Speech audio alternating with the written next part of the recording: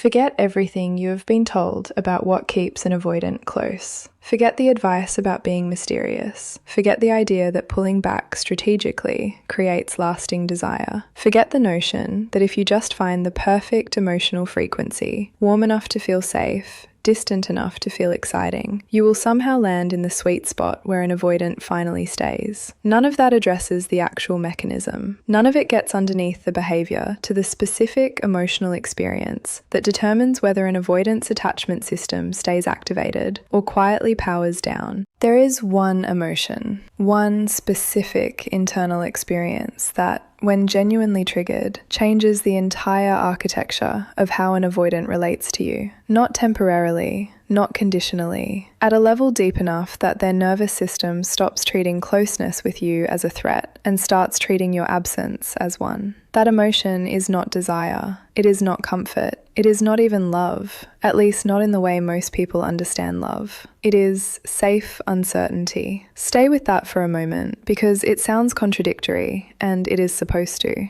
Avoidants do not stay because something feels safe in the conventional sense. Pure safety, the kind that comes from total predictability, total availability, total emotional transparency, does not hold an avoidant. It suffocates them. It removes the psychological breathing room their nervous system requires to function without activating every alarm it has. But pure uncertainty does not hold them either.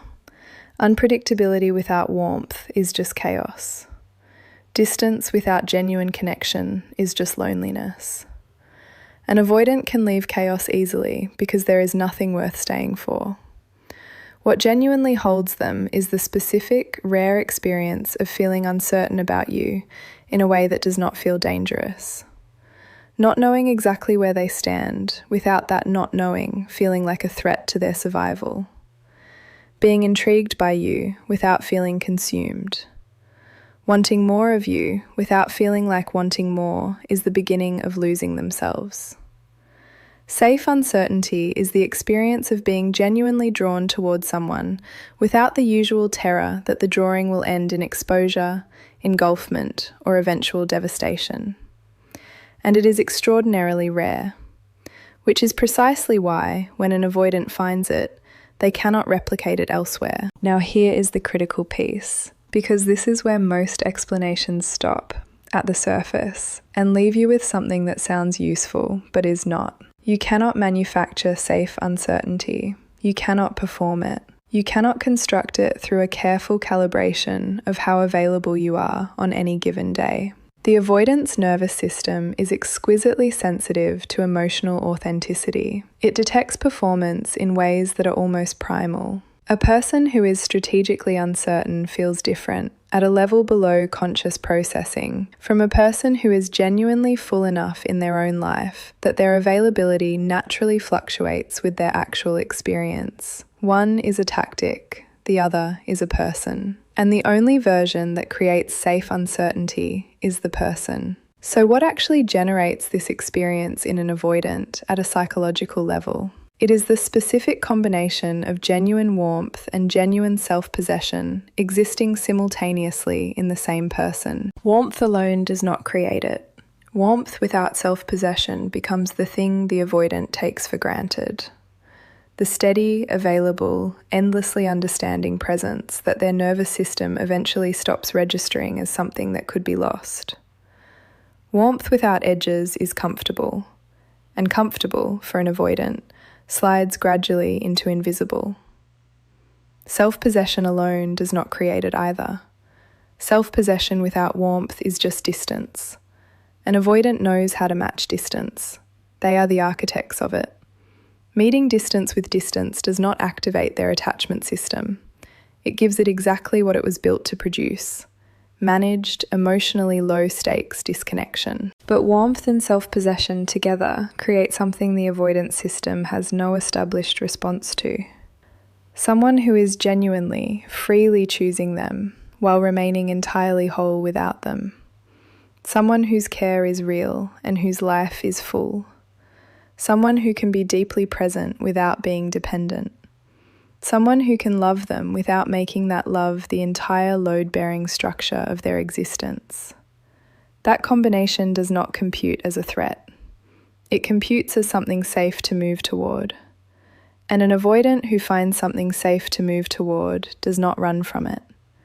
They stay in proximity to it, drawn back repeatedly, unable to fully account for why this particular person produces a feeling that nothing else replicates.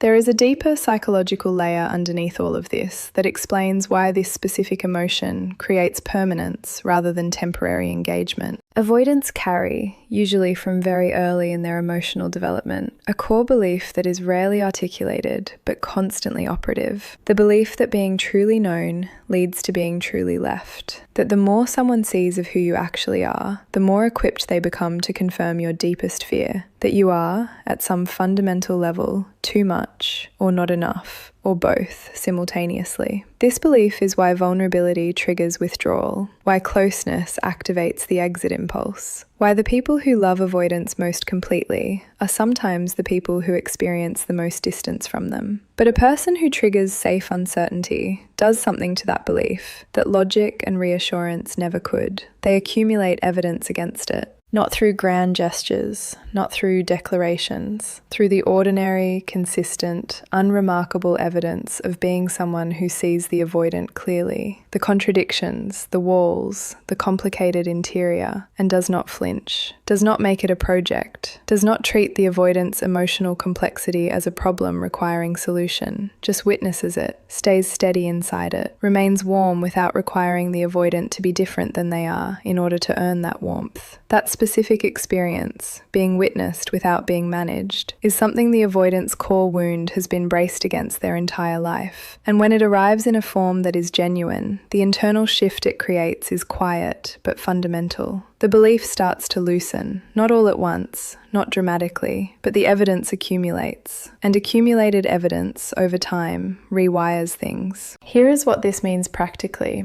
and I want to be direct about it because this is the part that tends to get lost. Triggering safe uncertainty in an avoidant is not a strategy you execute. It is a state you inhabit.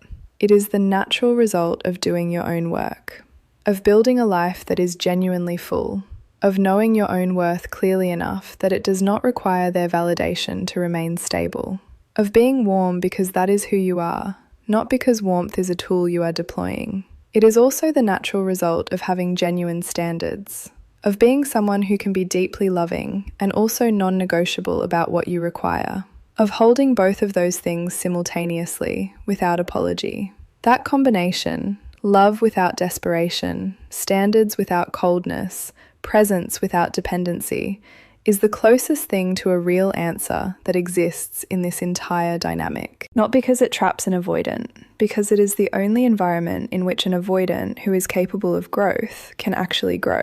They will not leave because leaving you means returning to a world where this specific feeling does not exist. And having felt it, having inhabited the specific experience of being drawn to someone, without that drawing feeling like the beginning of their own undoing, they will know something they did not know before. That closeness does not have to cost them themselves. That someone can know them and stay. That wanting to remain is not the same as being trapped. And that knowledge, once it lives in them, does not go quietly. It changes what they are looking for. It changes what they are willing to settle for. It changes, if they are honest enough to follow it, what they are willing to become.